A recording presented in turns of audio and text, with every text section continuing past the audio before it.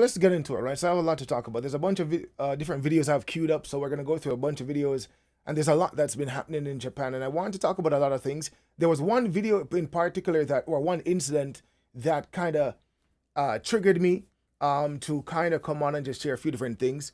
And so I'm deciding to what I'm gonna do right now is I think I'm gonna talk about everything and also include the latest development in this video as well, right? So I was gonna just focus on that one thing, but there's just so many things I want to talk about that I felt like, you know what, let me just give you guys just my perspective, what's happening on the ground, and where I think things are heading in the future in Japan, right? So again, as you guys can see, the title says Japan, Trouble in Paradise. Indeed, I wrote that because there are a lot of people who see Japan as a utopia, see Japan as a paradise, or I guess uh, more accurately, see Japan as maybe a better option than a lot of countries in the year 2025 going into the year 2026, right?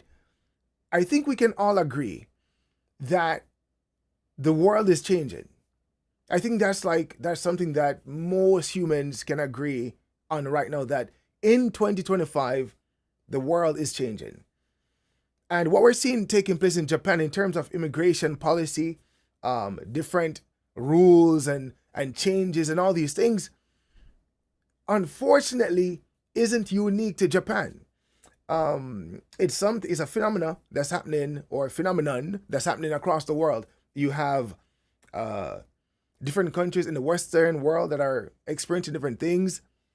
America, the United States of America, USA, right? There's a lot of stuff happening. You see, you know, ICE hauling people out from work sites, restaurants, elsewhere, deporting people left, right, and center. You have even Canada, which was a very open country, a very immigrant-friendly country, is tightening all different pathways, eliminating pathways of immigrating to Canada, and that was a very open country up until recently, because of course the certain policies that the government implemented over the last decade has really caused people's sentiments regarding immigration in Canada to sour.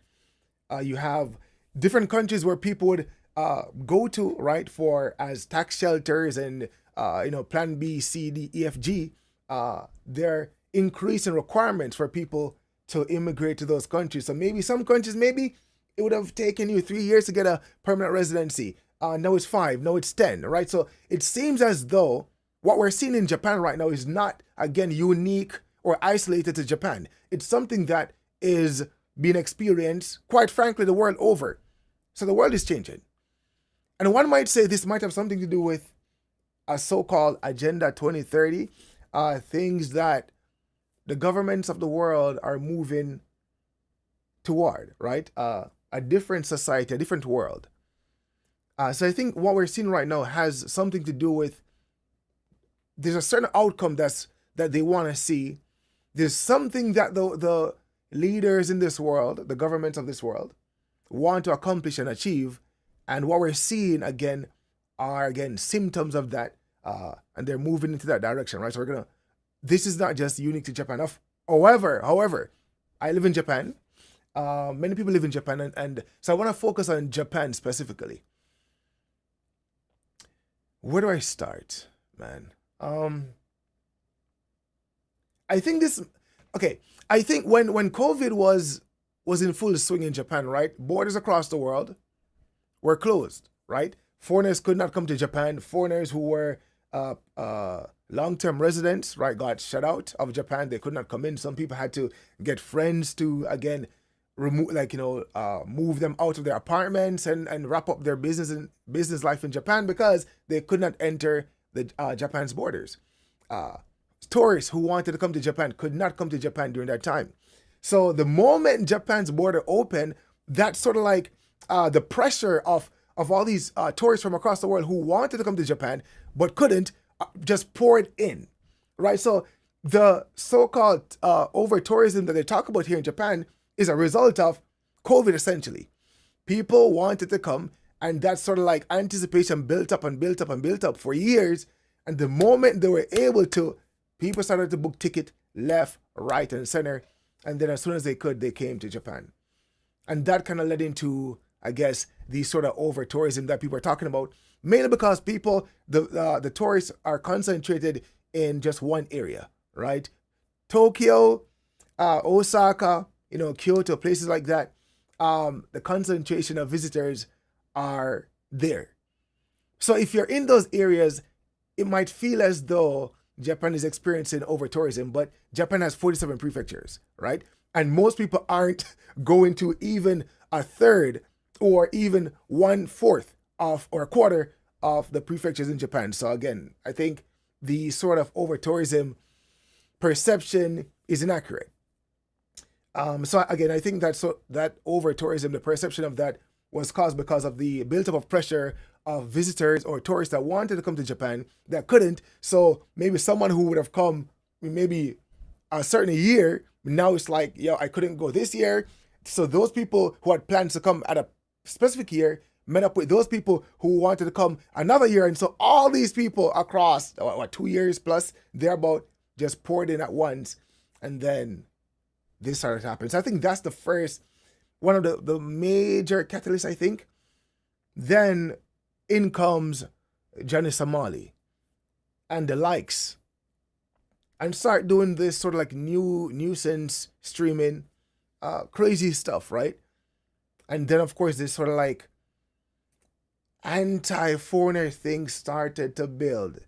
In addition to, of course, the so-called perceived over-tourism. So I think those two things were like catalysts in a sense.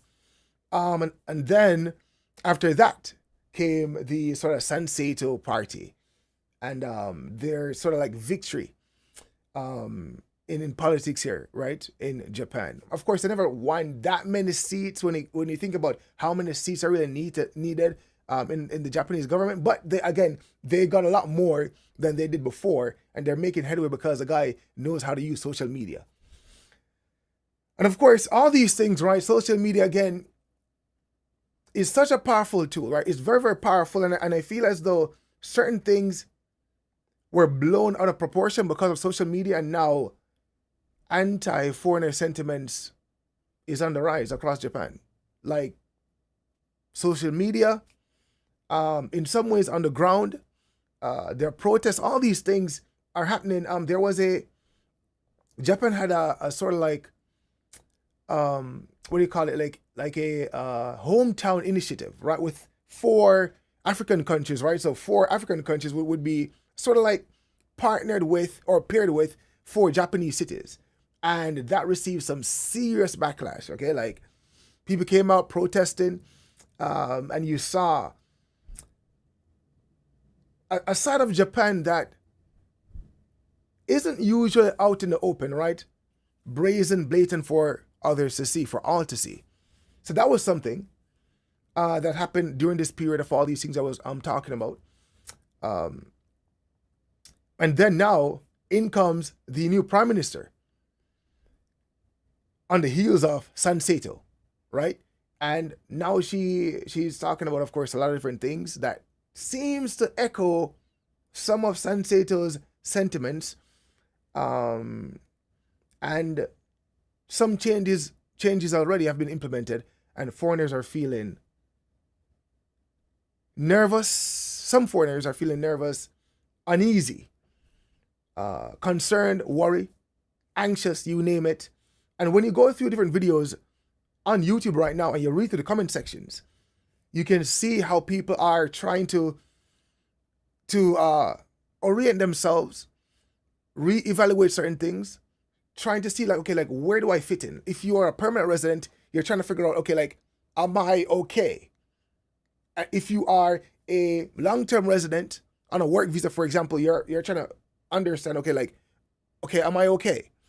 And people are trying to figure out, based on their various life circumstance and status in Japan, how much will they be affected, if any? And I think for the longest while, it was a sort of like, and even now still, of course, there's an overarching thing here in Japan where it's like, okay, if you're a foreigner, you tend to be a little bit concerned. If you are a naturalized Japanese citizen, you might not be as concerned. If you were or are a permanent resident in Japan, you may not have been as concerned before in terms of policy, not just anti-foreigner sentiments, because of course that's something where if you look phenotypically foreign, then if people start acting out these things in the public square, if you look like a foreigner, you'll inevitably be treated as a foreigner. So if there's increased anti-foreigner sentiment, if people decide to carry that out or express it in some ways in the public square, and you look like a foreigner, you might be a victim of that. Because no one is going to know if you're a permanent resident, naturalized Japanese citizen, long-term resident, a tourist. No one will know that unless they ask you and they see identification. They won't know that, right? But now, when it comes on the policies and laws in Japan, now you might become a little bit more concerned, because now we're talking about the law, right? The rule of society in Japan, right? That governs, the laws that govern society in Japan. So now you're thinking, okay, well, I think for the most part, naturalized citizens might be fine for the most part right now. But now I'm seeing that a lot of permanent residents in Japan are getting very concerned. Long-term residents, of course. Japan resident hopeful are becoming increasingly concerned. Because now, a few different changes. One, I think the first major hit was the business manager visa category, where previously you could have 5 million yen in capital, maybe like 33,000 US dollars approximately. You needed like a physical office location. Or the 5 million yen was, you could have 5 million yen capital liquid, or you could have two full-time, Japanese permanent resident or citizen as full-time employees, right?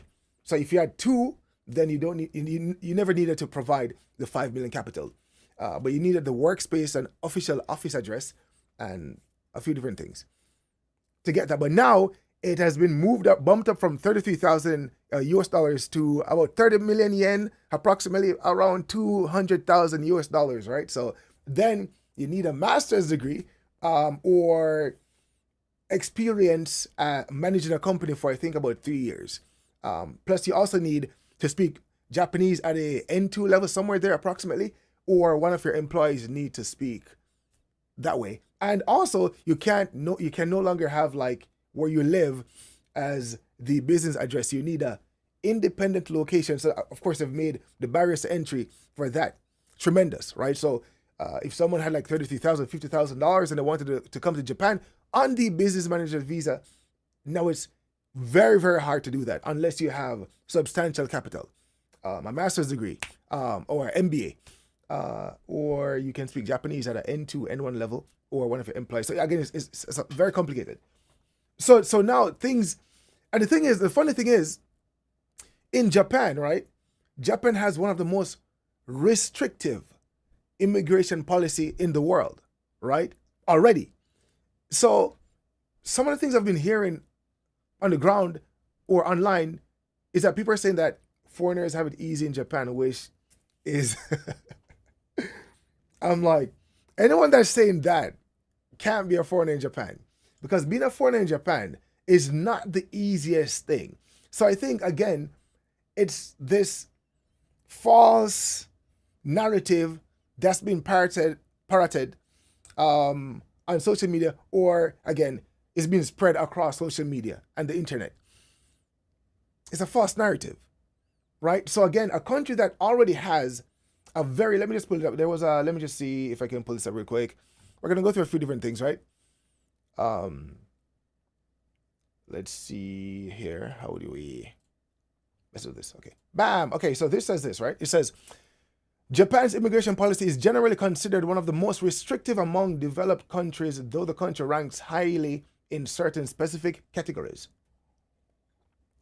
So I was trying to ascertain Japan's immigration policy ranking the world over, but everyone, I think, knows already that Japan has a very restrictive immigration policy. It's not easy to live in Japan on a long-term basis, right? So any sort of like narrative or rhetoric to the contrary is inaccurate. So imagine a country where it's already very, very challenging for foreigners in many ways to exist in Japanese society, to now be subjected to even stricter regulations, stricter rules and laws. It's like, so I understand why foreigners, and I'm a foreigner myself as well in Japan, are concerned, are anxious, because it's like it seems as if the very rug upon which foreigners stand is about to be pulled from underneath them. And there's a sense of uncertainty in the air.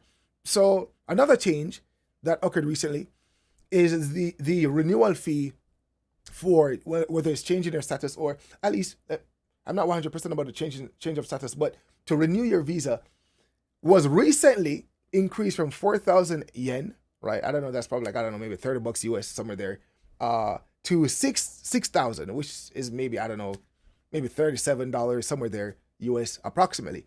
So now they're talking about increasing that to between 30,000 yen to 40,000 yen.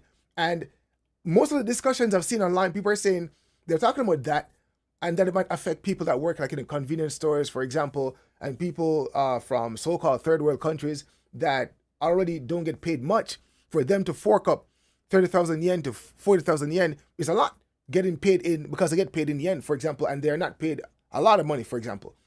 But no one has spoken about the fact that someone with a family, like myself, for example, because, you know, like when you go, you got to pay that fee times the number of people in your family. So if you got 4 members in your family, it's 30,000 or 40,000 times 4, versus someone that's single that goes in by themselves and you pay 30,000 or 40,000 and you're good. If you're paying 40,000 times 5, 6, 4, whatever it is, it's a lot more money. But again, it's a one-time thing, and you pay it maybe every few years, you know, maybe 1 year, 3 years, 5 years.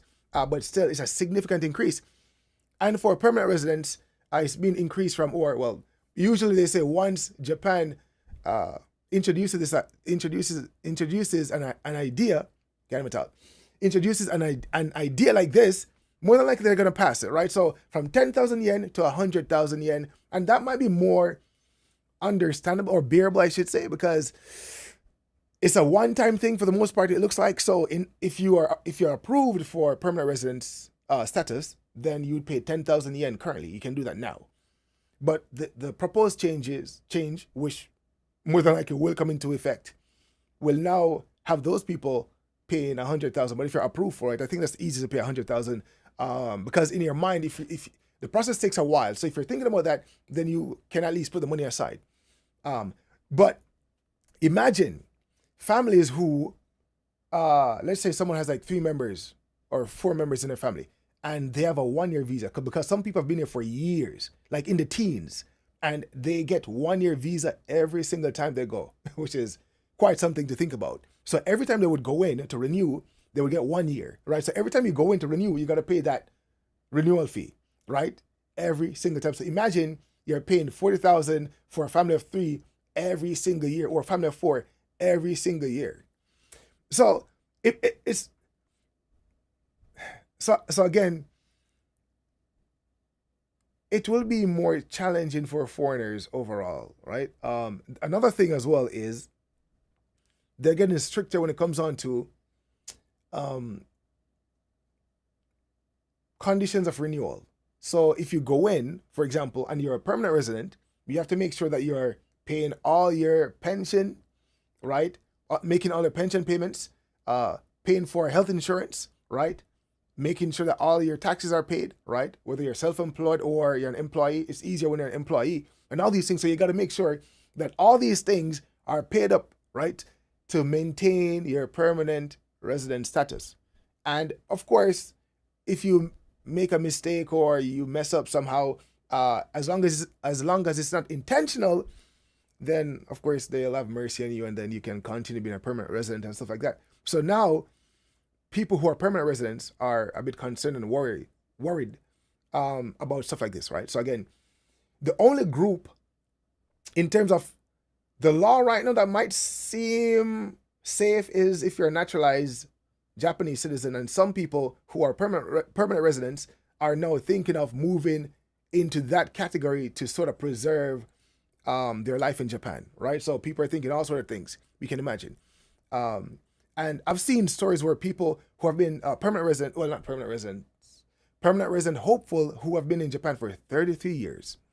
One story I've heard of, 33 years, right? As a person personally, they've been in Japan for 33 years, married to a Japanese person, and they went in to apply for permanent residency, right?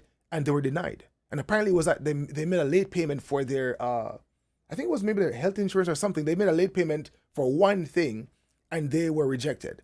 And I'm just thinking to myself, I'm like, man, wow, like you're married to a Japanese person, and you've been here for 33 years, and you were late on one payment, and you went in. But of course, I was asking for if that was the only thing. That's the only thing they said.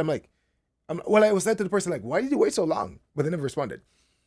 But 33 years married to a Japanese person, and they were rejected. So I'm just like, man, okay, if these people are getting rejected, I'm like, nobody's safe. So again, we're moving in that direction. And now there's a debate about dual citizenship in Japan. And of course, legally speaking, you can't be a dual citizen, right? You can't in Japan. So you can't be American and Japanese. You have to choose one. But there's a sort of gray area right now that well, I'm not even saying they're trying. It's being discussed right now, and more than likely, they're gonna have things in place where if you happen to still hold your American citizenship and your Japanese citizenship, there will be ramifications, right? So now people who have been flying under the radar will now be exposed, and you have to make a decision if you want to be Japanese or American or whatever nationality you are alongside your Japanese nationality. So there are more and more things right now that are just changing, like to make things harder for foreigners in Japan. Of course, paying taxes and stuff like that is common. Any country you're in, you should pay taxes, right? So that's the way it is. That's the way societies are ran. You can't do anything about it. You can find tax shelters, etc., etc., all these things. But again, the way it works is you pay your taxes, right? When I first came to Japan, pension, for example, wasn't something that was mandatory for foreigners, right? There came a point where pension became mandatory.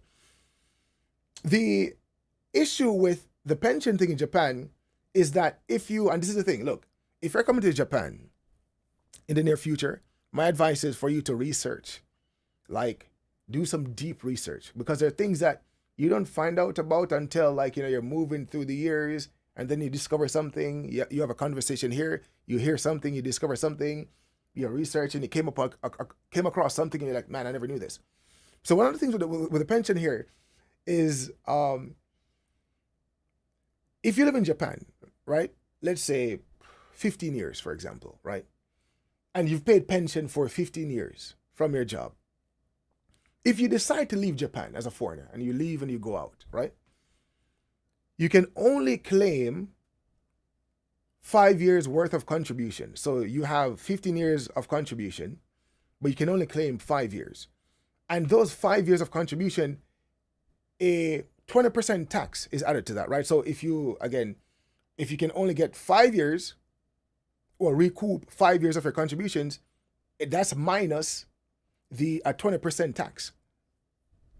And that's all you leave with. So again, if you're in Japan for any amount of time, 15 years, so you would get, I think that's about maybe 4 years worth of 15 years of contribution you'd leave with. So if you're in Japan, for 15 years and decide to go back to your home country or somewhere else, you can only request within 2 years of leaving Japan, that 5 years, which I think is something I'm like, oh, that doesn't seem fair to me. I'm like, wait, hold up. So I'm like, where's the other 10 years worth of contributions going? Where did that go? So there are certain things in Japan that are, when it comes down to being a foreigner here, it's not advantageous. If someone should be really honest, it's not. And yes, it's a safe society. And I think there are things in Japan where, there are things in Japan indeed that people prefer, right? That foreigners like. Of course, safety, the cleanliness, right? How disciplined people are, hard working, etc. All these things that people would want anywhere across the world. And of course, that attracts people. And to be in Japan Japan is not an easy country again to immigrate to, right? Whether you're a short-term, long-term resident, to get permanent resident status, or to be naturalized, all these things are challenging, can be challenging, right? So that's the reality. But people like what they like in Japan, and I think because of, it's like a pros and cons thing. And I think when people look at maybe some of the things that would seem or are anti-foreigner, people just accept that reality because they're like, you know what? At least I'm in Japan. So if I gotta go through X, Y, and Z and all these things that clearly are not fair, I'll take it because of the privilege to live in Japan. And I think there are quite a few foreigners that share that sentiment. They might not say it, but I think that's what it is. Like for example, even finding a place because even finding a place to live in Japan is not easy. It doesn't matter who you are. It doesn't matter if you can afford it or not. It doesn't matter. It doesn't matter. You have to, and everyone knows it. Most people know this, I'm sure. And it's a big thing because if you can't find somewhere to live, like that's a big thing. So let me give you a scenario really quickly. Let's say you get a job offer in another prefecture, right? Let's say you're living in Sendai, you get a job offer in Hokkaido, for example, and you're like, okay, um, all right, I got to go to Hokkaido. Maybe your employer might help you find accommodation if they can. If they can't find accommodation, maybe what they have available is not what you need because of the space, whatever the case is. You're like, okay, let me go and try to find something for myself. So you have a job offer on the table. You're going, you're looking around, you can't find a spot. You go to this place, sorry, no foreigners. You go to that place, sorry, no foreigners. You need a Japanese guarantor. You need this. Oh, you see a place, it's nice, you can afford it. Sorry, no foreigner. Oh, you got to do this, you got to do that. And it's just like, I'm like, wow, and you're going around and around and around and you can't find a place because it's like literally just tell you, sorry, they, no foreigners. And you just got to just suck it up. I said, okay, all right, cool. And, you make up excuses. You say, well, you know what? Maybe someone else before did this or that and stuff, and you just move on. But you keep looking and looking and looking and looking until you finally find a place, and then you're saying, okay, I got this place. Hopefully, it's up to your liking, and it's you can use it how you need to use it, right? You have the amount of rooms you need, and proximity to where you work and all these things. And a lot of foreigners go through that. It doesn't matter if you're black, white, pink, purple, orange. Like a lot of foreigners go through that, and as a foreigner in Japan, you just take it and you're like, okay, well, hey, it's just the price to pay, to be here. It's the cost of being in Japan. And that's a big, big thing. Because if you can't find somewhere to live, I'm like, just because you look a certain way, that's big. Um, and again, people take these different things, just many different things that are unfair, to be honest, because of the privilege of living in Japan, right? And of course, there's always the option of leaving. And that's the next thing to write. It's like Japan is the home of the Japanese people. And again, all of us have a home, hopefully. None of us are stateless. So at the end of the day, regardless of how the country that you're from is or whatever you feel about your homeland, God made you and myself and all of us to be born in a certain country. It doesn't matter how bad the country might be or whatever it is or how you might see it. It's like, so everyone has a home, right? So I think it's one of those things where it's like, you know what? A person has to make a decision whether it's, okay, I'm here in Japan, and you look at things and you look at it and say, okay, well, okay, it's the home of the Japanese people. And maybe some of us have to just like say, okay, you know what? Hey, man, okay, well, you know what? Gotta go home, right? And that's something that some people might decide to do. Then you have others who have a complicated situation, right? They're married to a Japanese person, for example. They have kids here, they have businesses here, they have all these things. So it's not as easy for them to just up and move and go back home. So again, there are so many different circumstances when it comes on to that, right? People come here, they have no family where they're from. Again, maybe they're moved to other countries and are scattered across the world, and they are here with their new family, right? Their wife, their husband, their kids, and all that stuff. So it's not as easy to be uprooted and just leave. Um, but again, being a foreigner in Japan is not easy, and I think people talk about also the like Chinese people, for example, that they're abusing certain things, right? They're buying a property and they're raising the rents and they're doing all these things, and all these different things, right? So there are different things that are happening in Japan, and they say, okay, it's because of this group of people and that group of people, but because things have increased quite dramatically in terms of anti-foreigner sentiment. People are very, very nervous in Japan, and the future is very uncertain for a lot of people because you think in your mind, okay, well, maybe as a permanent resident I'm fine. You might be thinking in your mind, and then something happens like, oh well, hold up, I might not be as safe as I think I am. And then of course long-term residents might be concerned as well, and then also it might move to naturalized, right, in whatever way. Who knows, right? Because these things are passing really, really fast. Um, because even the business manager thing, literally, I can't, I think it was like within the same month, maybe like a week or 2 weeks. That was it. But if you already have a business manager's visa, for example, you have like a 3 year window to meet the requirements. So that's not that bad. I think that's pretty decent. And I do like some of the things that Japan does in terms of when you apply for a visa overseas, if you're denied, you get your money back, right? So that's a beautiful thing. So I think that's fair. That's amazing. Some countries don't do that, like America, for example. If you go for a visa there and they reject you, they eat your money and you're not getting that back.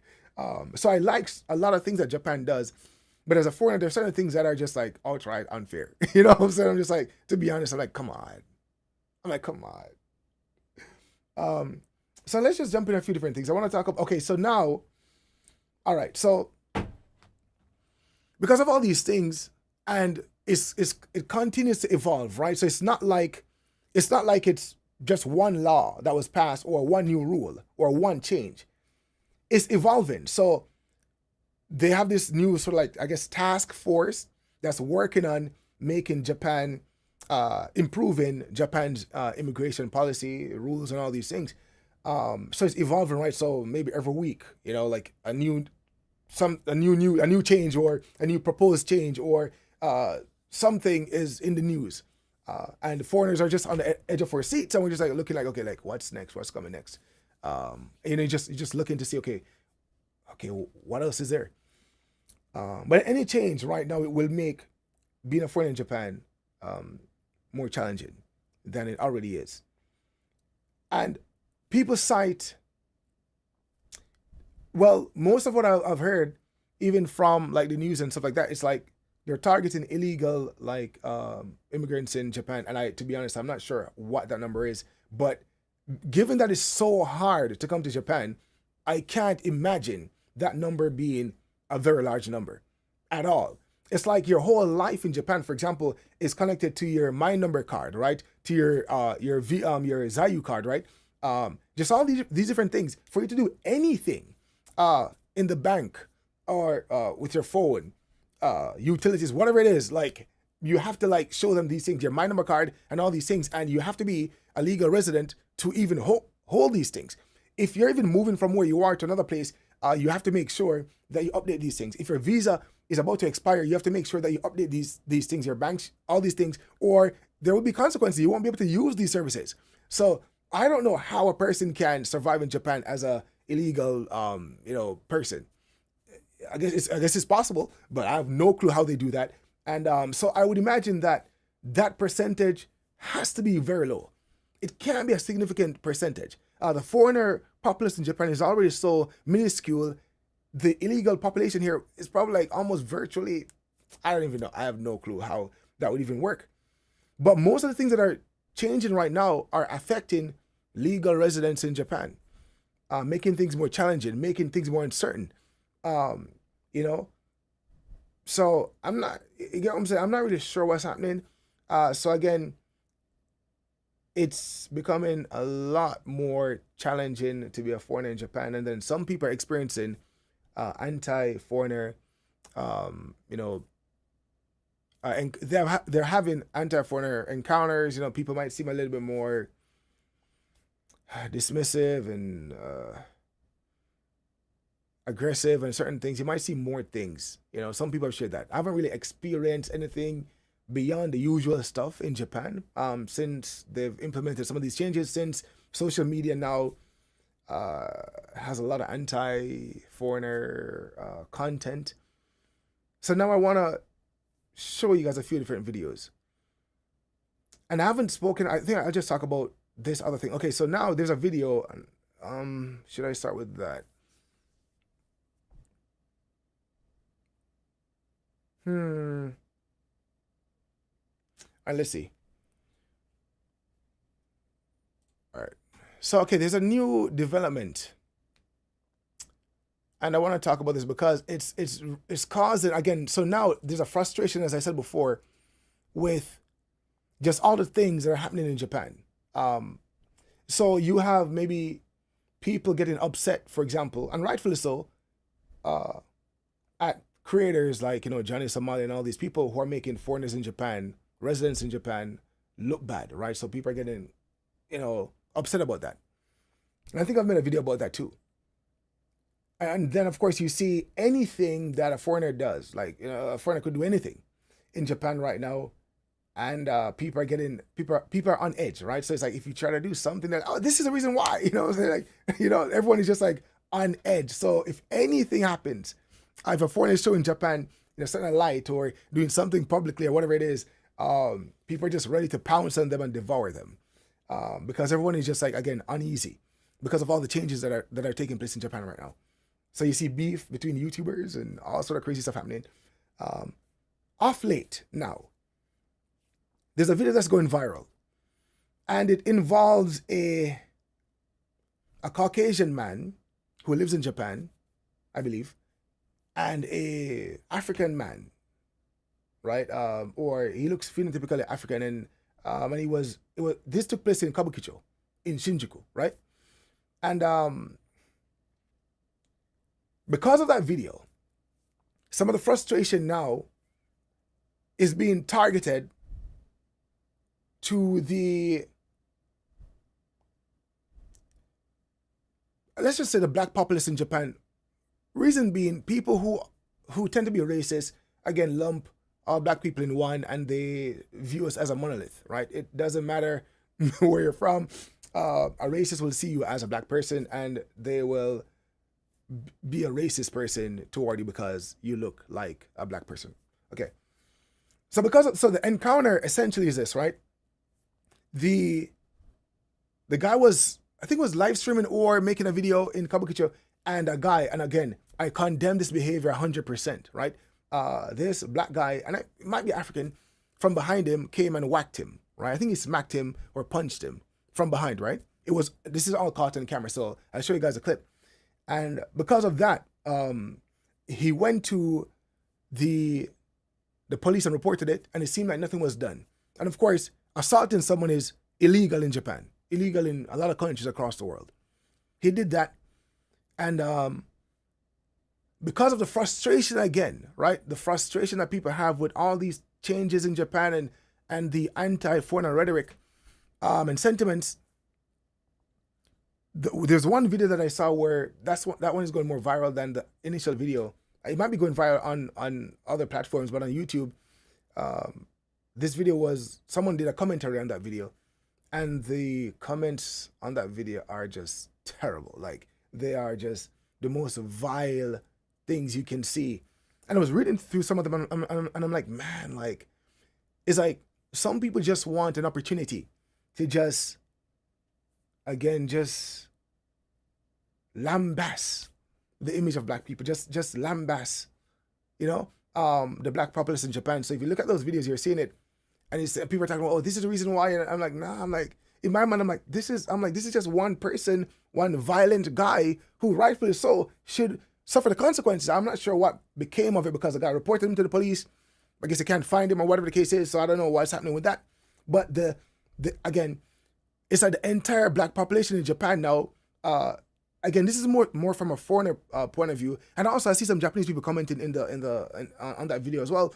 I'm just saying, but a lot less Japanese people from what I've seen. It's mostly foreigners, and of course, if you're a racist person, you will always be, well, hopefully not. Hopefully you can change. But a lot of racist people are writing a lot of stuff, and it reminded me of the reason why I started the BJ back. When I started it in 2017, because at that time, before I started, there were like mixed views, right? So some people were curious about black people in Japan, right? Just genuinely, innocently curious about what it's like to be black in Japan. Then you had another group of people who were racist people who had the most evil things to say, or racist things to say about black people. And they had the wrong idea. And with this video, because of what happened, I see some of these sort of like questions, and not questions, but assertions and things start to surface. And I'm like, hey, what's happening? I'm like, yo, what's going on with all these things that these people are talking about?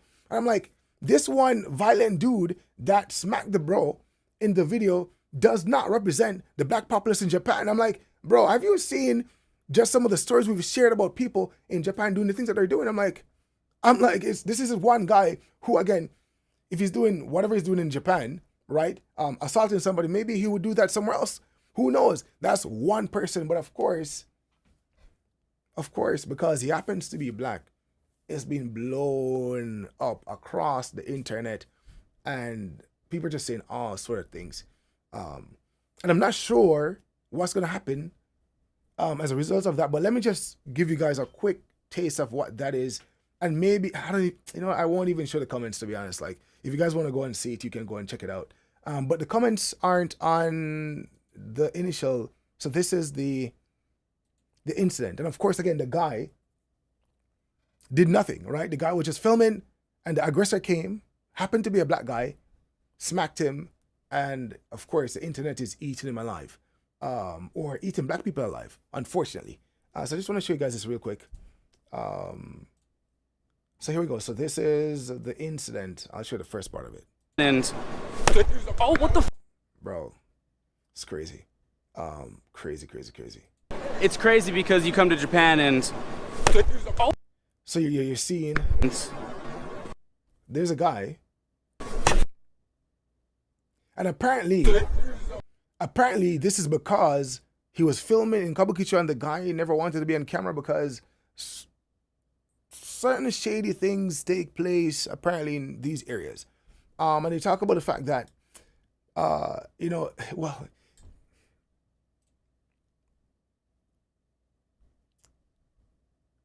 people talk about the fact that it's these African guys that try to get people into the clubs to do all these things. But I've had an experience myself, and I'm not minimizing what happened. 100%, I condemn what we just saw. 100%, and the guy should suffer the consequences, right? 100%. But I've been in Shibuya, I believe it was, and someone was trying to get me into a club situation like what they say these guys do. But again, I've never really had an encounter with these guys to really talk about stuff like that. But they say essentially people would take them into clubs or bars, for example, and they would drug them and take all their money and all the stuff like that, right? I remember one time I was walking in Shibuya, and a Japanese guy tried to get me into one of those places, and I told the guy, I'm like, bro, I'm good. Actually, he wasn't trying to get me to go and drink.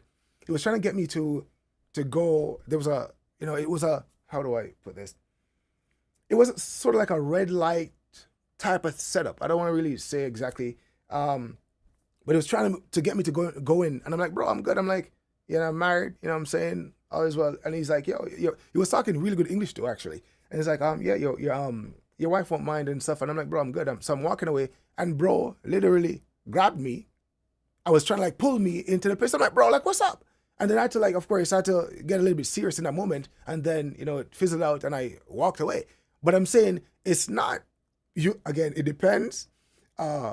It's not just these people that do it, but every time it comes up, of course, as usual, and I have to say myself, to be honest, I see more black people in these areas. Like you see the guys posted up in Kabukicho and different places like that. It's mostly black people, but of course, it's not only black people, right? You have Japanese people as well. So I just wanted to just say that. Nonetheless, I condemn what happened. I wouldn't want this to happen to anybody whatsoever. But people are taking this, man, and they are running with it.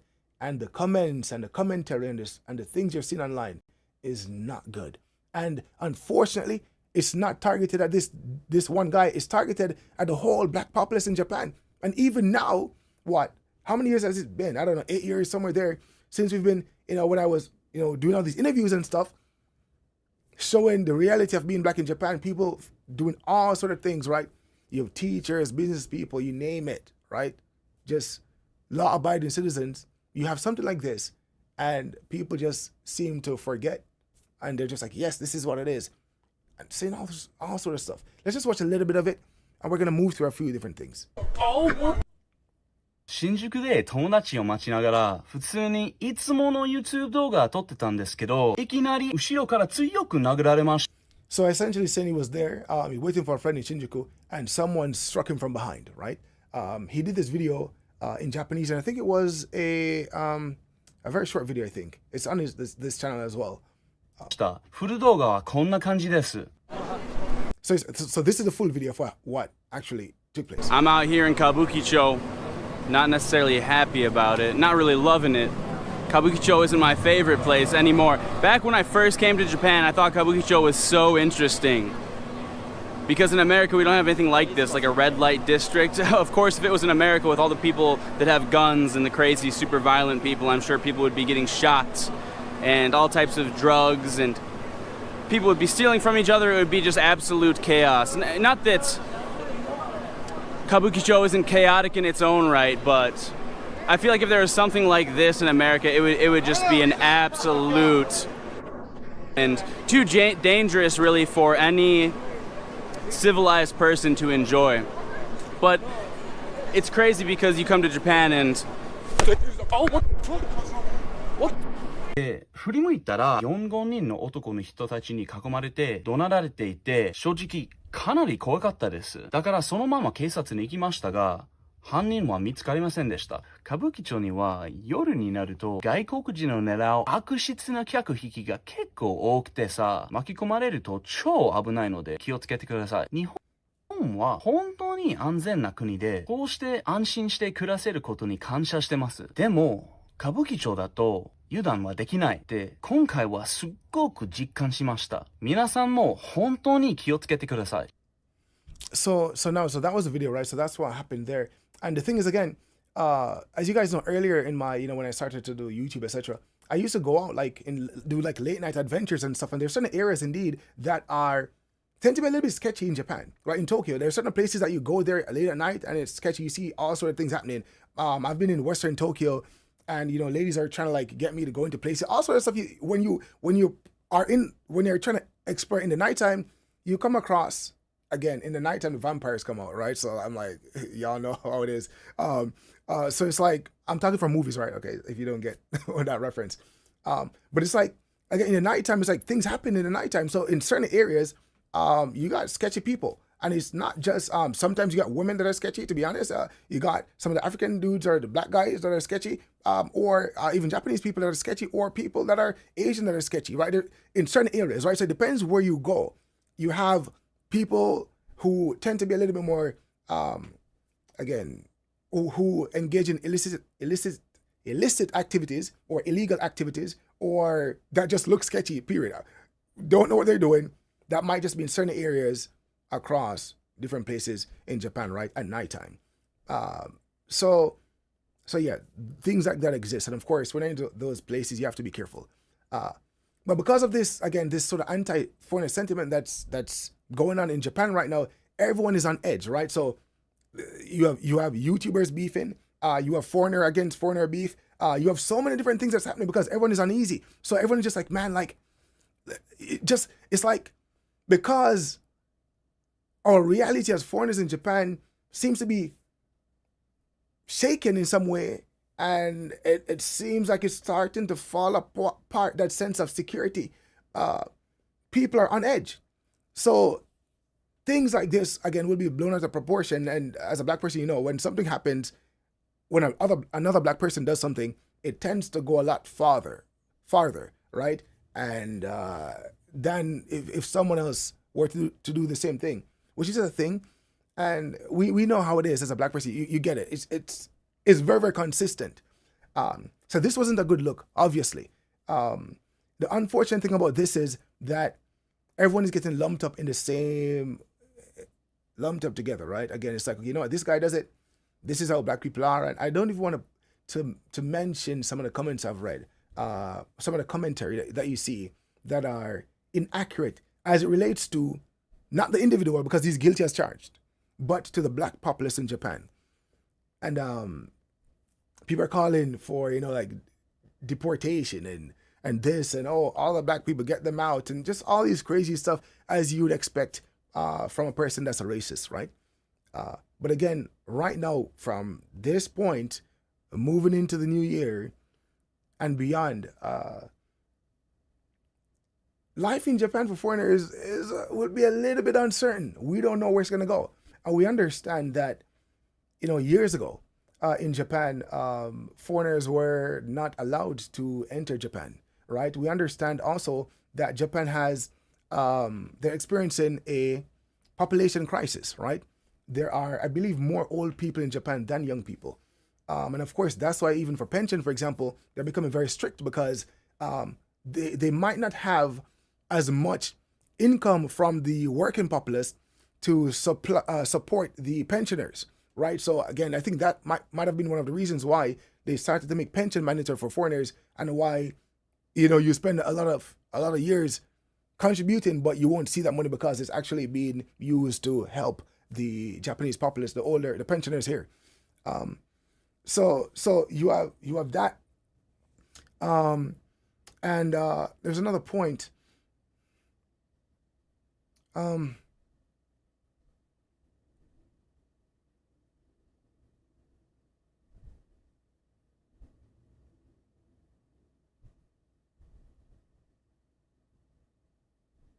There's another thing I wanted to mention, but it kind of just slipped me just now. So I guess I'll just move. I'll just move from that. But I think I wanted to come back to me because it was important. Because I was talking about the pensioners, and there was another thing that was highlighted. I guess maybe I shouldn't talk about that just now because I forgot it. But anyways, so let's just move on to, there's another video I wanted to watch. I was going somewhere there just now, but again, I forgot what that was, so let's forget it for now. I don't want to show you guys that video because I don't want to, the comments are so negative and stuff, and I'm like, I don't want to feed into that or give that any attention. So let's look at this video, right? That brings into perspective what it really means to be a foreigner in Japan. So let's watch this, right? So I thought this video was a really interesting video. And there was another video he did. So this channel is called Gaijin 50 Plus. I think he has a pretty interesting channel. And there was another video he did about, I might, but I might play that, but maybe later on, I don't know. But let's just watch a portion of this video. And I thought this case was a very interesting case that a lot of foreigners in Japan were unaware of. So let's just watch and see. Hi, and welcome back to Gaijin 50 Plus. Today I'd like to talk to you about another immigration case. Now before I do, I'd like to first of all stress that this is not an Japanese immigration channel, and I don't want to be known as the Japanese immigration YouTube guide, but it's just the way that things have come out. It's just the way that things have progressed over the past week has led me into some information that I think is very, very important when talking about Japanese immigration policy. Now, in my last video about the Japanese plan to crack down on permanent residents, or misbehaving permanent residents, I should stress, there was one commenter among the 142 comments that we received. There were a few from a Japanese person named Tatsu Masa 6332 about what exactly does the Japanese Constitution guarantee for foreigners in Japan? According to him, not much. And so there was some give and take. There was no debate, no argument. We discussed a few things back and forth. And at the end, he suggested to me to look into something called the McLean case. So I had never heard of this. McLean case, what is this? I'm somebody who's been here as long as I have. I've heard about a lot of different things, but never the McLean case. So I tracked down the information that I could find, and I was totally fascinated about the case and about how much it still affects today's immigration decisions in Japan, and how much it revealed about Japan's views concerning the protection of the human rights of foreigners who live upon these hallowed shores.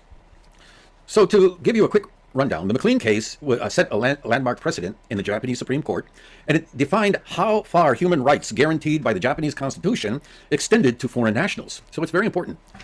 It all started out when a guy named Ronald Allen McLean got here in 1969 and started to work as an English conversation teacher. At first, he was given a one-year visa to teach English. And during the time in Japan, he also started studying koto and samisen, Japanese traditional musical instruments. And after his one-year visa was up, he applied for an extension of a visa, a one-year extension. And so he submitted his paperwork, and immigration denied his one-year extension. Instead, they gave him 120 days, during which they advised him to get his Japanese life in order and prepare it for his departure, because he would not be allowed to stay after the 120 days. Well, not one to give up easily, McLean immediately filed one more time for a 1-year extension, which was denied. The government said that the reason that they wouldn't extend his visa is that he had changed employers illegally, without permission and without informing the immigration office.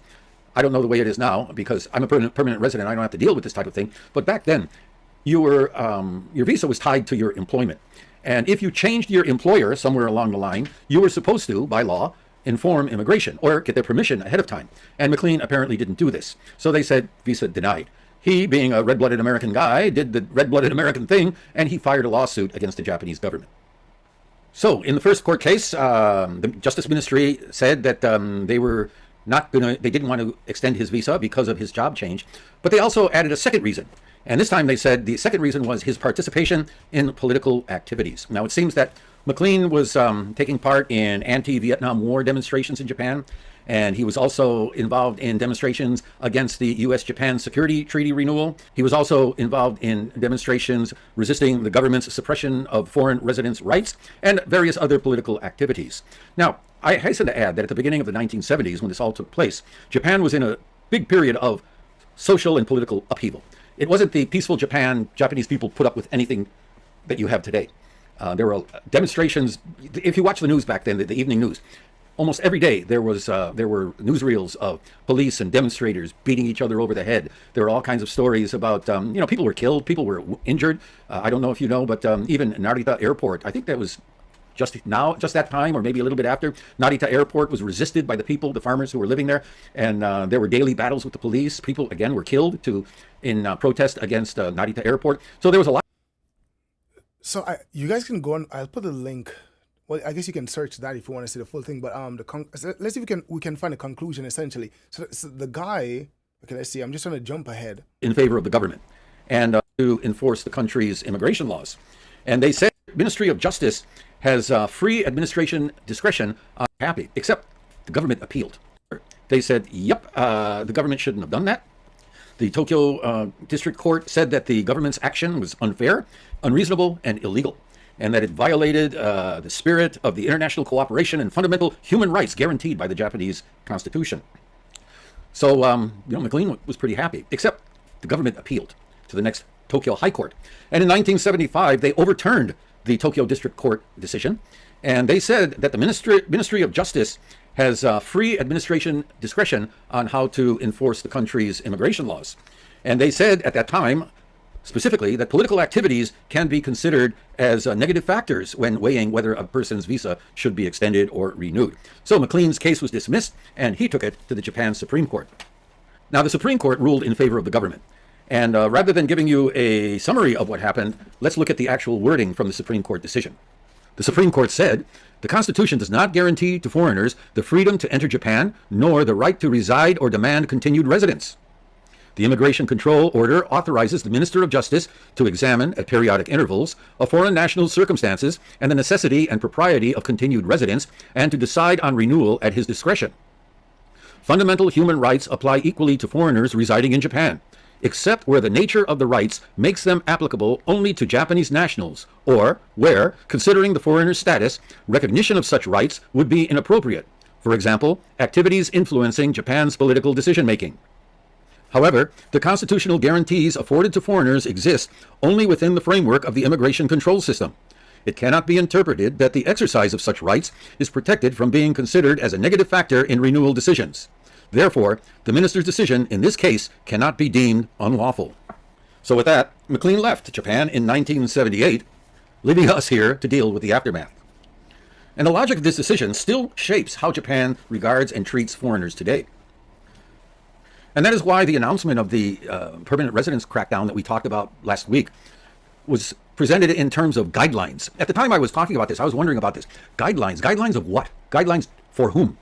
I thought maybe they were guidelines for enacting legislation or something like that. But no, I guess these are guidelines that for immigration authorities.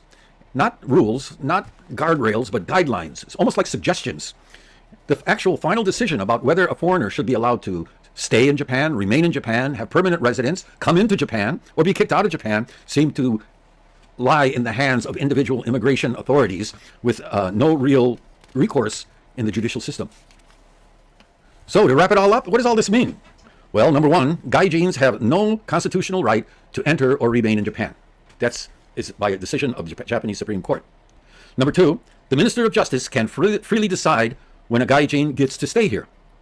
Number three, foreigners do have human rights in principle, but only within the framework of the immigration system.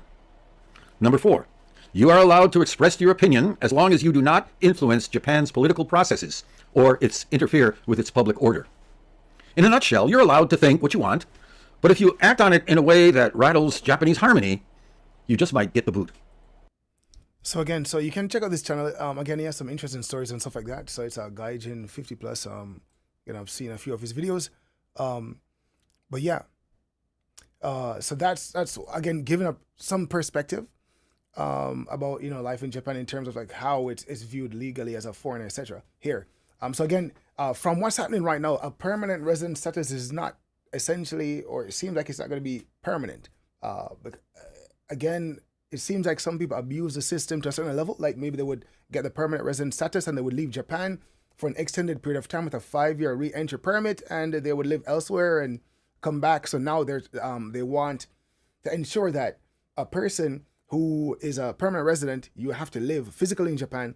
And I guess one way to ensure that is for you to pay your health insurance and your pension contribution and all these things on a monthly basis to keep that status in Japan, right? So again, anything that seemed to have been a gray area or a loophole or anything like that is being again closed off, reinforced, and they're also talking about increasing the resident physical presence requirement to become a permanent resident and a citizen, which currently to be a Japanese citizen, you have to live in the country for 5 years, right? So they want to increase that. I'm not sure to what, maybe 10 years. I don't know.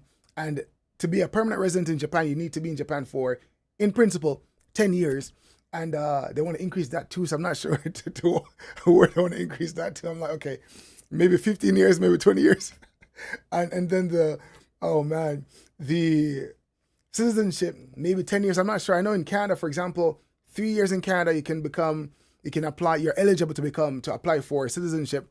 In America, it's like 5 years. You're eligible to apply for citizenship. Indeed, I think some countries also don't give you citizenship.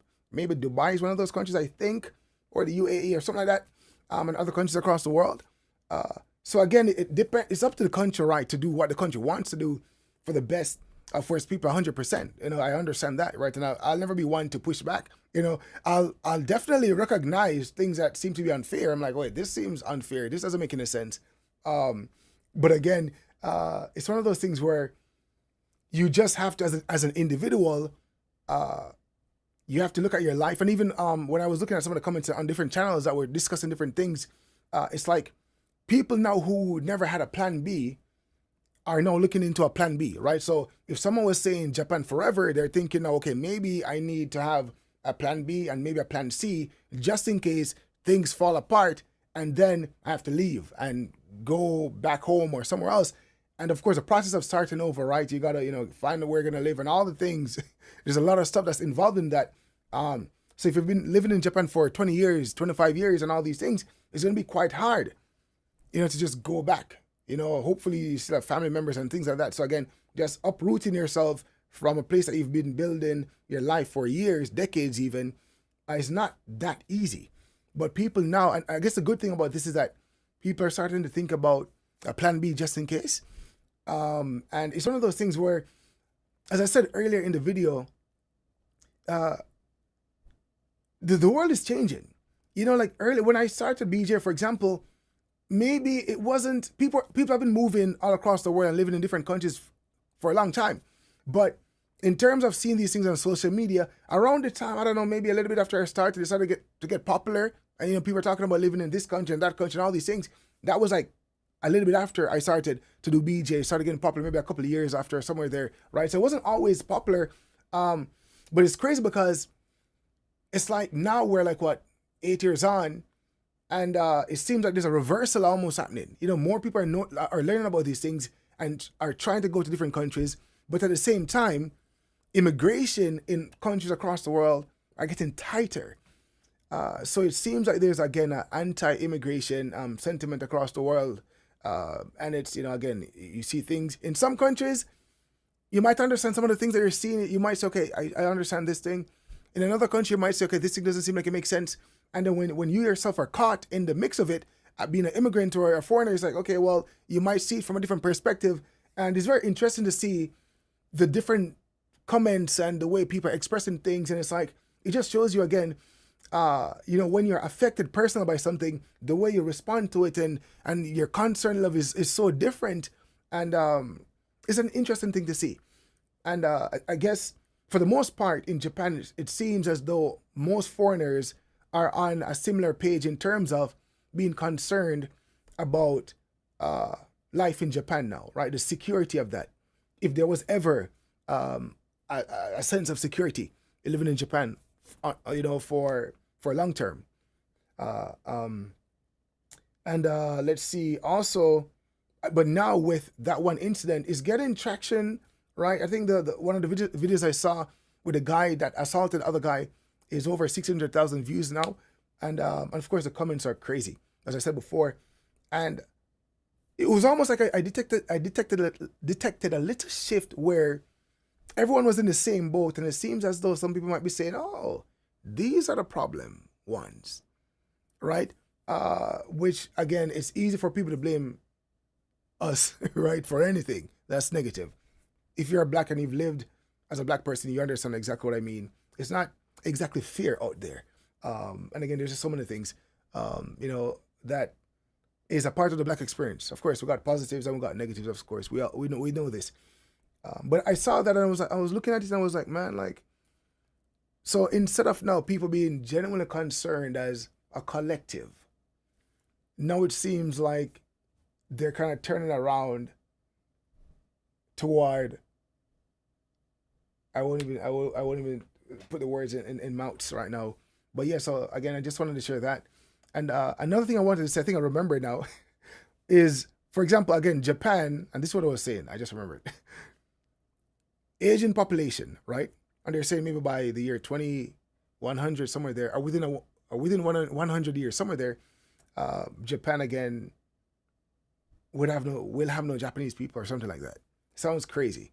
But at the rate of the population decline, it seems factually or statistically, it might be possible. When I first moved to Japan, the people that were living in Japan then, there are a lot less people living in Japan today than when I first moved to Japan. So the population is actually declining.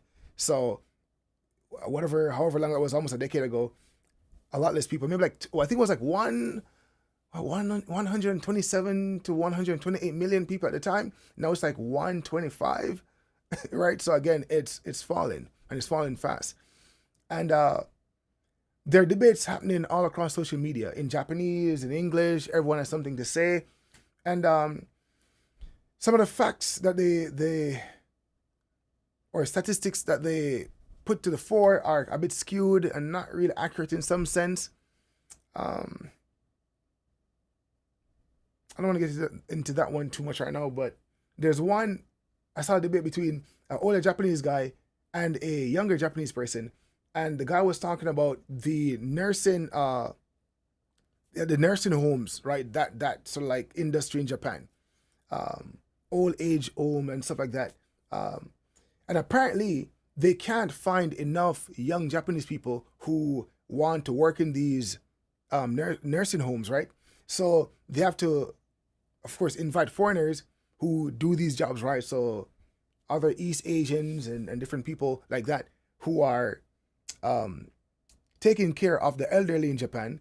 And then also you have the age of other Japanese people that are working in these homes are also elderly. So older people, so a lot older, like seniors in Japan are working in these nursing homes. So seniors who might be a bit younger than the people they're taking care of are working in these homes. So there's a large percentage of old people taking care of old people, and then foreigners taking care of the elderly in Japan, because the younger Japanese populace don't want to enter those industries. And of course, given that Japan has an aging population, there are going to be a lot more old people to take care of because Japanese people live quite long. On average, I think it's what 86 for men, 88 for women life expectancy.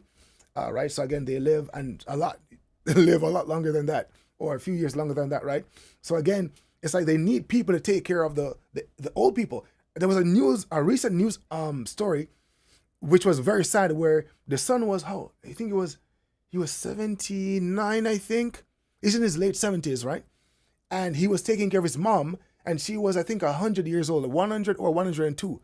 And her son ended up killing her because he's been taking care of his mom for, I think, 15 to 20 years, right? And I think it's like 20 years. So he's been taking care of his mom for 20 years.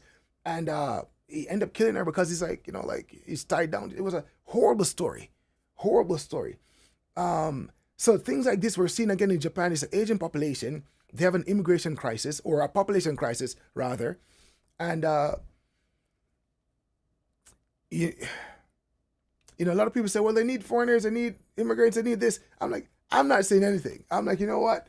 Because every time you see something, people always say, okay, they need this and need that. But look, when you listen to some of the debates and you see the perspective, how people feel a certain type of way and say certain things without looking at the stats and what's happening, it's going to be an uphill battle.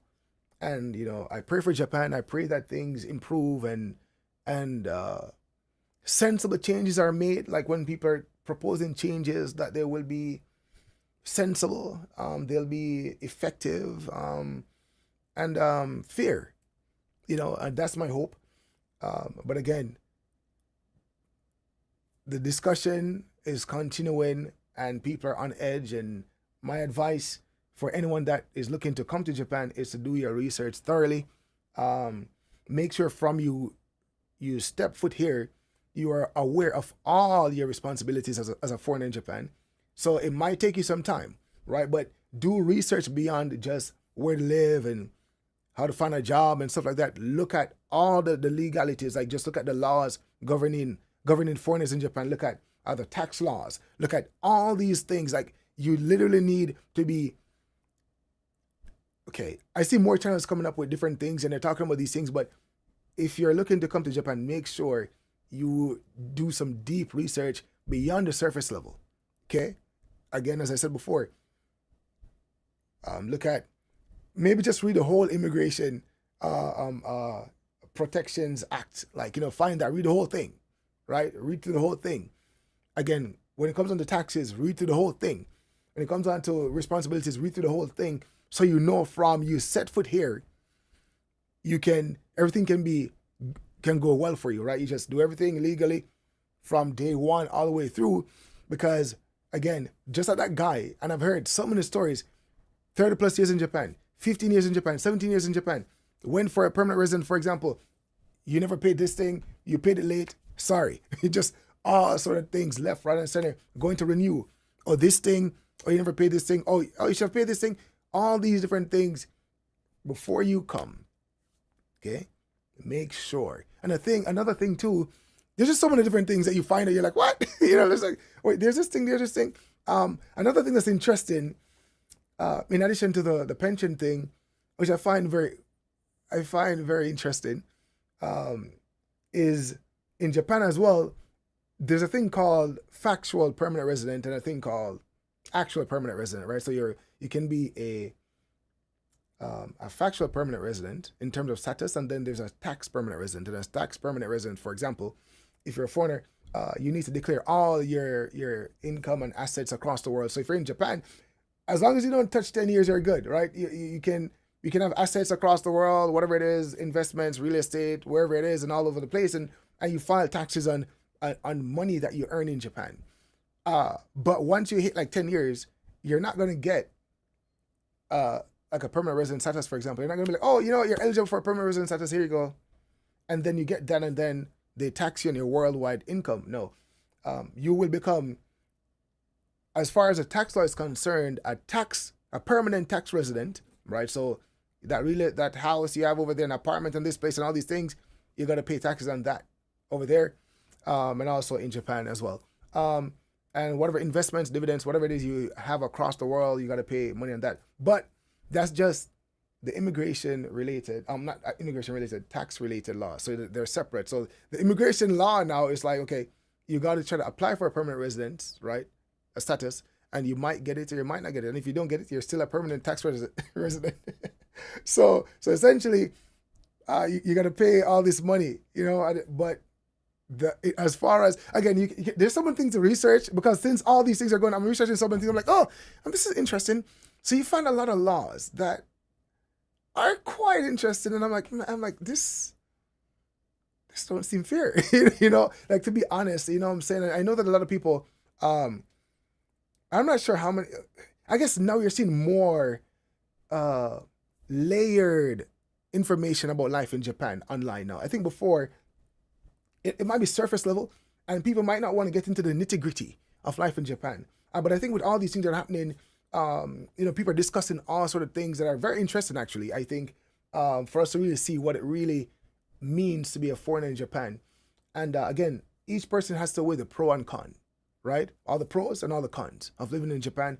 And it's an individual decision. Some people are okay with the cons, and they think when they look at their individual circumstance in life, they say, this is the best decision for me, despite some of the things I face, whether it's xenophobia or some of the things I face in the workplace, or different laws and things that, I have to abide by as a foreigner, and things I have to do a certain way because I'm a foreigner, etc. That might not be there if I was in my home country, for example.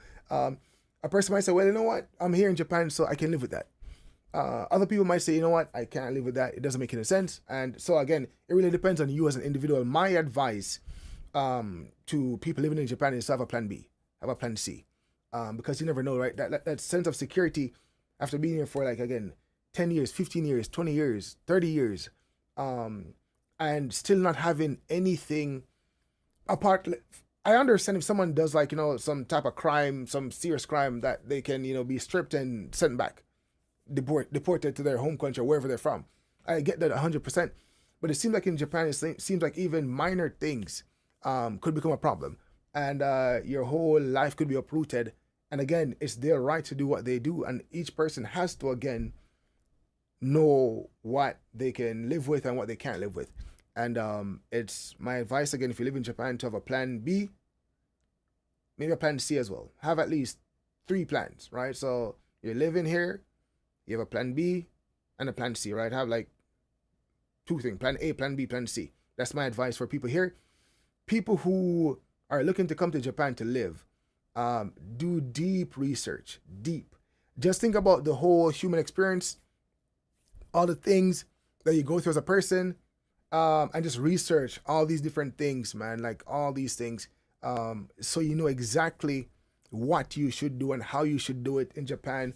If you have the time before coming, learn the language as much as you possibly can. Even when you come here, if you don't know it, start studying as soon as possible. All these things, there's so many different things that even myself living here for however long, it's like, man, like, you need to just think about your whole thing. Like, okay, before you even come, will Japan is the goal to make Japan my forever home? Or am I just here for 2 years, 3 years, 1 year to experience life, 5 years and go back? I think the average duration of stay in Japan, like foreigners, is maybe something like 7 years, somewhere there. Like most people leave after between 5 and 7 years, somewhere there, right? So again, have that plan. Have that plan, because some people come and they get depressed and they leave because of that, or they're lonely, they leave because of that, or they experience something, they leave because of that. Have a plan, right? So that would be my advice. I should probably make a video like that, like a short one, as it relates like what you need to do before you come to Japan, like really, because again, if you don't do all that, you might come and then get a rude awakening. And if you're here, again, have a plan B and a plan C, because again, just like the video that we just watched, even if you're a permanent resident here, even some people, if you're married to a Japanese person and you get divorced, for example, and you're within a certain window, you can be stripped of your PR, and all these different things, right? So people need to just research and just know what's up, and things are changing rapidly. And from what I've seen online, the Japanese people that express their opinions mostly online are in favor of everything the new prime minister is doing, or most of what she's doing, regarding immigration. So the Japanese populace seems to be in agreement with all these changes. So as a foreigner, we just need to make sure that if you want to be in Japan, you're living as you're everything is right the way it should be. And if you want to come, make sure you research. Have a plan. If you want to come here and just experience it for a year, cool. Just do that properly. If you want to come and become a PR, again, you can come as a highly skilled professional, which is the fastest way to get. Sorry about that. To become a permanent resident, you can become a permanent resident in as little as 1 year, I believe, and 3 years as well. And I think that they might even change that too. So again, every single category to immigrate to Japan, again, more than likely, just imagine. So it might become a little bit more challenging. So if you have a plan in mind and you meet the requirements for any of these things, I think a lot of people are doing this now. If they're eligible for certain things, they're just like moving ahead with it as fast as possible, because they're like, okay, you know what, they're gonna change this. Maybe I gotta do this thing, I gotta do that thing. So that's what's happening. And again, it's not just Japan; it's the world over. Okay, like again, I look at Canada, where you guys know, I was living in Canada before coming to Japan, and it's like things are changing over there rapidly. And Canada was one of the most open countries to foreigners, and now it's becoming increasingly hard. Like even if you are very qualified, it depends on what your qualification in or what you're qualified in. They can't even get permanent resident status in Canada. Again, the pathways are being closed off. And in countries across the world. So something is happening in so many ways. So pay attention, right? Just pay attention to the world. The world is changing. It's not just Japan. The world is changing. It's a very interesting time to be alive, to be watching what's happening. I'm looking at this, I'm looking at that. So maybe this sort of like Agenda 2030, there might be something to it, because it seems that the whole world is dancing to the same drum. So I'm interested to see what the climax of all these things and all these changes will be. I don't think the world is going back to what we have become accustomed to. I think things will become a lot more challenging in so many ways. There's hyperinflation all across the world. There is just again, we're in a silent recession. There's just so many things. Cost of living, even in Japan. So that's the next thing too. Being in Japan, like things are getting more expensive. The yen is plummeting. The value of the yen is plummeting. And just so many things are happening. So I can imagine it's just like a recipe for just like, what I'm saying? I don't want to use a word. What I'm saying? It's a recipe for just like bad things. So all coupled that with the immigration policies and the changes, it looks like on the horizon things will be quite challenging for foreigners in Japan. And right now, hopefully that one video with the incident with the black guy in Kabukicho won't shift the discussion, because it seems like any and everything right now is like just adding fuel to the flame, right? So it's like, oh, this thing, oh, this next thing over there, and it's like everything, and there's like just everything. So it seemed like the whole immigration system is being revamped. And so that's my little 1 hour take on this. If you guys have any specific questions, I guess you can ask right now. Let's see. Yeah, someone says, unfortunately, nationalism, true, is growing everywhere in the world these days, 100%. Someone said, home is where family is. Thankfully, most of my folks stay in Canada, so I'll probably stay in Canada. Someone says, do Japan hate foreigners? This is worrisome. Again, you have, Japan is a country of like, over 100 million people, 120 plus million people. So everyone has, share different sentiments. But again, as it relates to what's on the books, as it relates to how you're treated as a foreigner legally here, some of the things, might not be fair on paper, in a lot of ways. But again, it's like you have to, you gotta based on your personal situation. Some people, if you have a family, it depends. There's just so many, like foreigners in Japan, there's so many different cohorts and groupings, right? Just so many. So it's like, it really depends, man. Like so many things, it depends. Are you an entrepreneur? Do you work for somebody? Like, your employee, do you have a a Japanese spouse or not? Do you have kids or not? How many kids do you have? Like, just so many different things. You can break down the foreigner demographic in Japan in so many different subcategories. Man, it's a lot, right? So it really depends. So this is an individual thing for each person to think about. But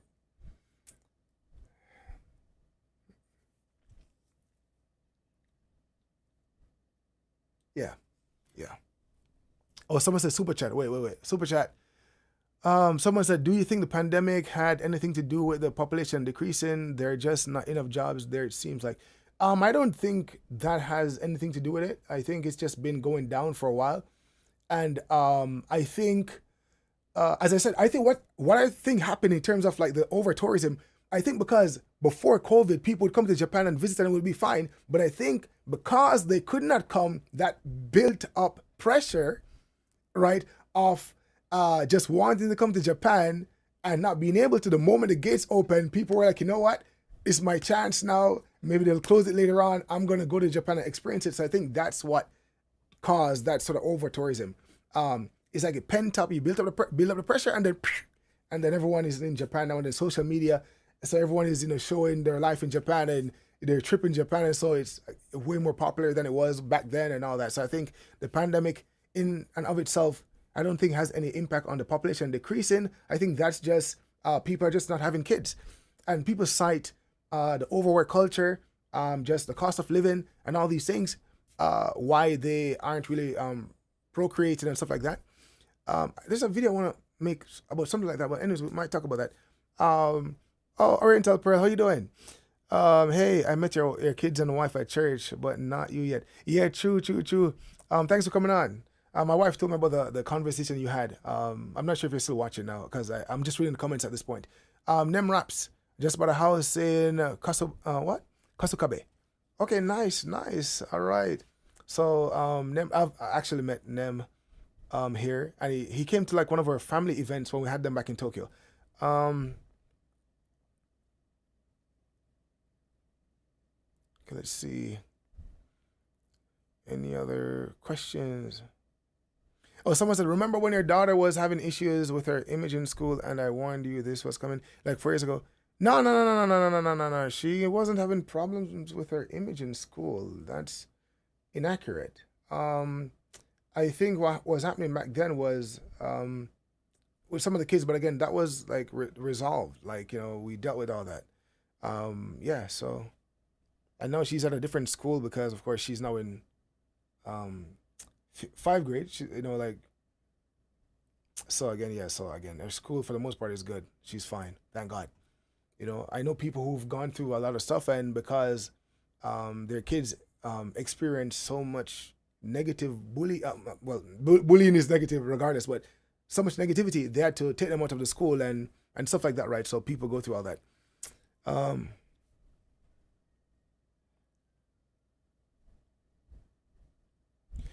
Someone said, I wonder if there is some resentment that most foreigners are living better than the Japanese in their own country. Is that the case, though? Like, is that the case?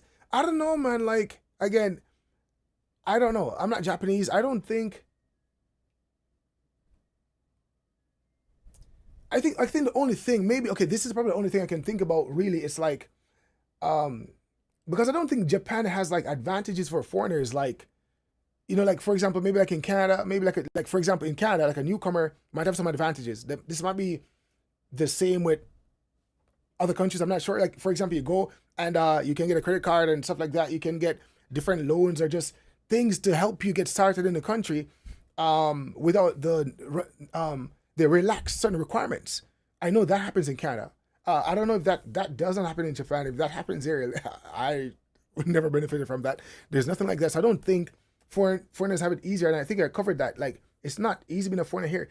The most basic thing you need to do here is to live in a place, and it's a little bit challenging to even get that.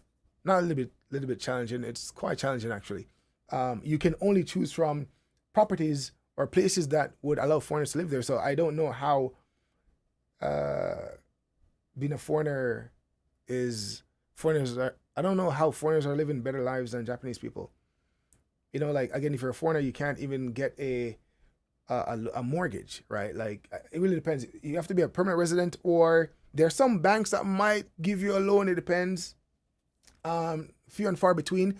But again, for the most part, like I think the one thing is maybe you're not held to the same standard. Maybe like, for example, people might think, okay, this person don't understand all the cultural rules, so we might cut them a little slack.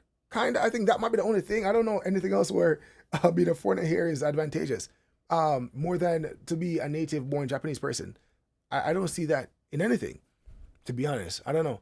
If a person is rich from overseas and they come here with a lot of money, I think money is a thing where it's like, okay, they can maybe buy other things and do things here because they were wealthy from wherever they're from. So I guess rich people is rich people anywhere. But beyond that, I don't know about foreigners living a better life than the Japanese people at all.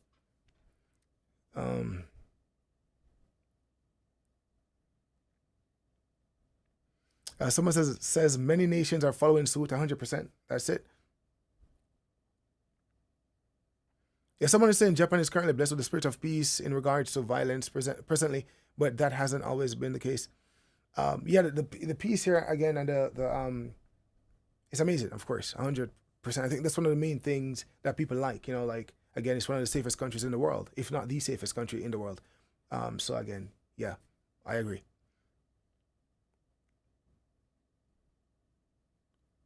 Someone says Japan is really for the Japanese. Well, again, it's the home of the Japanese people. So obviously, if you're Japanese here, you would have, well, ought to have, like, of course, the full benefit of your country that you were born and raised in. I would expect that to be the case for all countries across the world. But again, I just wanted to share that again in terms of like sharing the foreigner sentiment here, how people feel here as a foreigner, what's changing, and again, there's more than likely more to come. So again, I gave my recommendations, and that's what I wanted to talk about, and hopefully, there's no more disheartening development. I think Bones, okay, Michi Bones. I think I know who you are. I interviewed you before, right? I understand. All right, I think that's it, guys. No more questions. All right, I think that's all. I think I shared everything I wanted to touch on. I think. Let's see.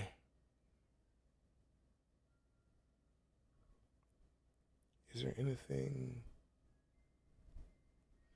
Someone said, so good to see you. Hey, what's up, Jared? How you doing? Let's see.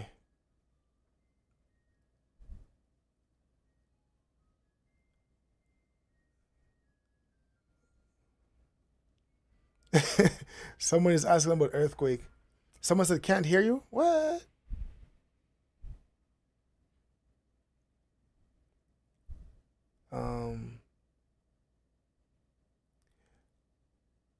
I'm just looking at the comments, trying to see. Okay, I don't see any comments, any questions, really. I think that's pretty much it. I don't think I have anything else to share, guys. So that's pretty much it. Thanks for coming on. I have a video that I want to release. I think I might release it at some point soon, like an update video, etc. You might see that. You should see that at some point in this month. But yeah, your volume is low. Is it really? I think it should be fine.